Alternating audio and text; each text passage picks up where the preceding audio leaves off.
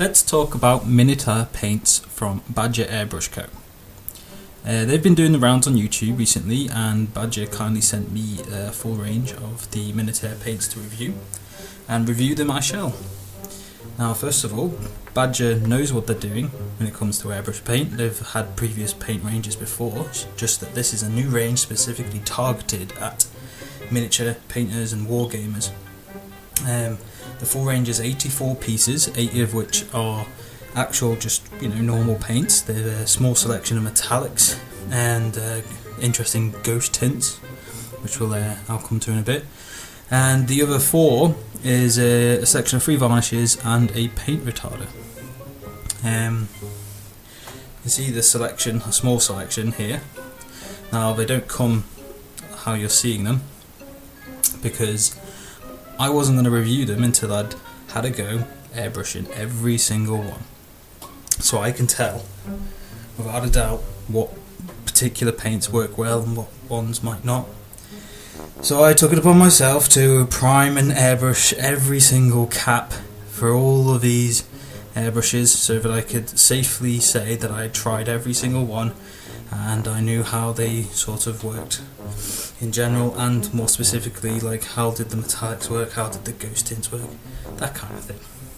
It's a time-consuming task, but it was well worth it in the end, because now I've got a really easy way to pick out what colours I want to use, because the bottles themselves, you can't really see the colour through them. It's the same sort of problem a lot of these paint bottles have, is that the actual plastic of the paint bottles masks the sort of the colour, and one paint bottle might look like another one until you actually see the paint and let the paint dry, and then it's all of a sudden you're like, oh well, actually this colour was a lot warmer than this one, or etc.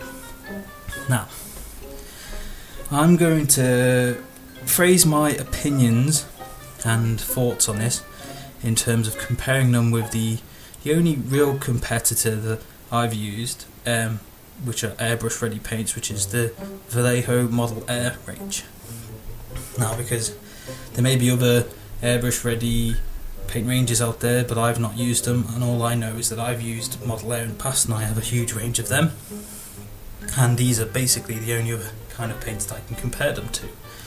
So, first of all, general opinion. These paints airbrush excellently. They're thin just right to provide really good coverage, a nice smooth finish, and they dry really quickly. They don't require any additional thinner, which interestingly even some of the Vallejo Model Air paints do. Sometimes you need it to add a few drops of thinner just to make them airbrush right. They can be brushed on by hand, just like the Vallejo Model Air ones, and they work quite well for that purpose. It's like pre-thinned paint, so yes, you're going to have to paint multiple layers to get a nice smooth coat when you're doing it by hand, but it works just as well. The colour range, and now there's a small selection here, but the actual full colour range, in my opinion, is very comprehensive, especially for the purpose of why us wargamers and miniatures want to use them. Each of these colours are named appropriately, the typical things, like for example, here's a simple one, just says earth, concrete slab, these are just simple names that people, they just recognise and they know kind of what they want to use them for. Gremlin green, for example. Now this is one of the advantages I feel that this has against the Model Air range. The Model Air range was predominantly made to satisfy airbrush users in the scale model community, so they have colours which are realistic. They have like German grey and all sorts of olive drabs. It's that kind of colour range which, despite being comprehensive, it could be quite hard to wrap your head around and use them in the context of wargaming and fantasy gaming, when you've got nice bright colours and you want something called gun alloy or troll hide like this one here. It just helps you just figure out what colours you need to paint what you want to paint. They come in large bottles, as you can see. These are 30 milliliter bottles, which is nearly twice the amount that you get in the Model Air ones, which they have 17 milliliters a bottle. which is exactly the same as the normal Vallejo bottle. You know, the non-model air ones, the game colour and the model colour. Now the thing is with airbrush paint, because it's come pre-thinned, you go through it quicker because you're not thinning the paint and thus increasing its volume as you use it. So having these big bottles is quite a bonus because it will last a while. These caps, flip caps, are really cool. You can use them with one hand. You don't have to unscrew a cap.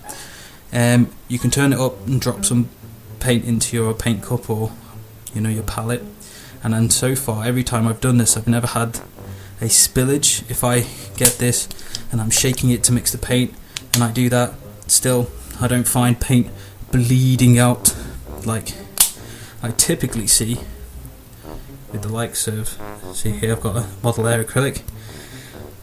This typically happens to me, and I know that this is a product of the way I just shake them to mix the pigment around, and sometimes the pigment can leak out the top and it all leaks out, and then once you've got it like this, it's basically impossible to stop it doing this.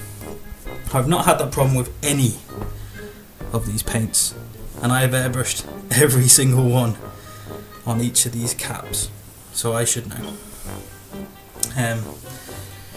When I got them, they actually each one had a little polystyrene seal on the inside, so you had to open up, take the cap off, and then get rid of the polystyrene seal, which is kind of cool in that there was no way that you'd have some sort of accidental spillage when you say you ordered these online in the shipping. There's no way they could spill because it's cap. But then on the flip side of that, it's just an extra step you have to take, and it's quite messy sometimes getting these polystyrene caps off without covering your fingers in paint.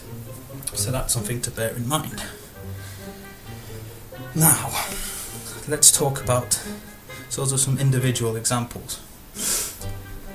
So far, I have not had a single problem with any of the flat colours. They all airbrush really well. There's a great range of colours.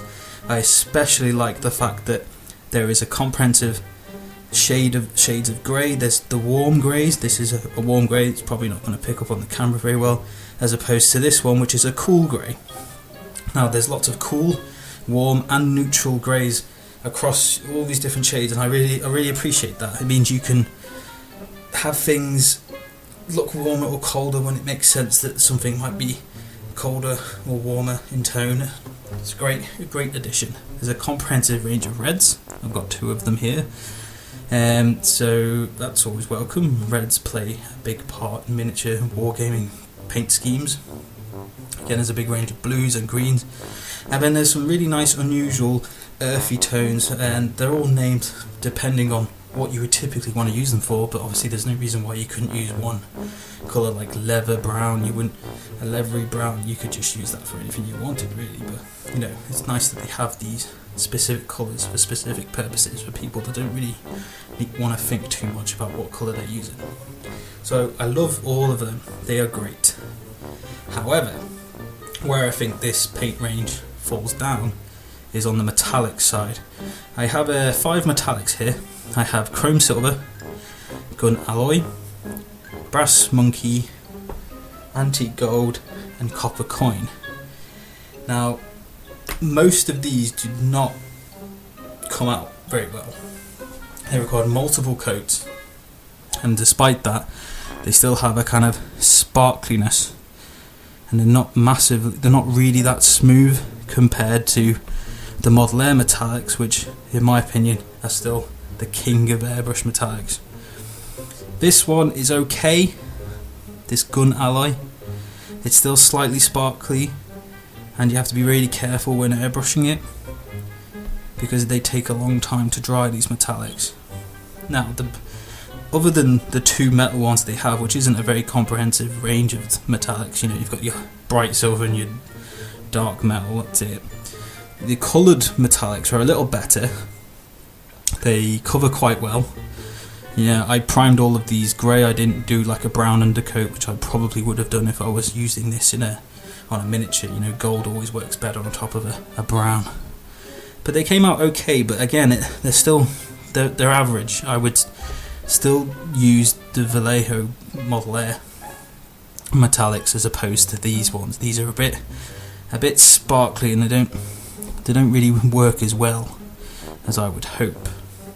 But the metallics only make up a small portion of the 80 paints in the range. These paints here are a selection of the ghost tints. And what is a ghost tint, you say? Well, in layman's terms, it's a transparent, glossy paint, sometimes called candy for people that airbrush automobile parts and that kind of stuff. They use this transparent paint to just tint colours and do some cool effects. Now, interestingly, there's quite a wide selection of these ghost tints. Here's one called Plasma Fluid. It's one of my favourite ones. It's a nice greeny blue. Now, the cool thing about these is that you can do some really interesting effects with pre-shading. You could paint a miniature using your airbrush, shading it from black through grey to white in a zenithal highlighting kind of fashion, and then you can use these bright coloured ghost tints to sort of tint the colour overall and change it from a monochromatic, black and white miniature to a nice colourful one, making painting yellow and doing reds really easy, because these work really well on top of white. They just come out bright and lovely, and on top of black they barely change, so you get this nice shading done for you. Now, when I obviously airbrushed these caps, that effect didn't come through because I was just airbrushing it on one neutral grey colour from the primer. But in actually using these in a real world example, I've had some interesting results with them. The downside to these ghost tints, I think, is they just take a little bit longer to dry than all these other paints. And they come out glossy, so if you're not after a glossy effect, you're going to have to varnish on top to try and dull the sheen. But it's an interesting addition, and I'm sure you can do some really cool effects, and I've done some cool things with them. Finally, there's some sort of auxiliary products here. There's a drying retarder, so if you want your paint to sort of not start to dry inside your colour cup or what have you, and it comes with a nice drop up on it, so that's interesting. It's a nice little addition. So far I've not really had much problem with paint drying in the colour cup, so I've not had any reason to use this, but it's nice that it's there. And then there's a selection of 3 varnishes: a flat, a satin and a gloss. Now again, this is one of the negative parts of this paint range, in that despite having a flat, glossy and a satin paint varnish, depending on the air pressure used in my airbrush when I'm using them, and depending on how close and far away and how much paint I spray, I can effectively make any of these varnishes become any varnish I want. I could use the flat coat, and I've used the flat coat and I've managed to get glossy results from it, and I've used the glossy coat and managed to get matte results from it. They're very hard to work with. I think they're not as consistent. I would like it that I could spray a glossy varnish in any which way I want and it would always dry glossy, and I would like it if I used a flat coat, no matter how heavy I use it or what have you, that the finish would always dry matte, and so far that hasn't been the case. So I think I'll continue to use my Vallejo ones that I have, because I've had good results with them up until this point. But I guess that could be a problem that I have, or I just haven't managed to figure out the best way to use these paints. So I need further experimentation with these. I mean, I have used them, and that's why I've figured out that they don't quite behave how I would like it. So other than the lackluster metallics and the hard to use varnishes here, which incidentally these take a very long time to dry as well,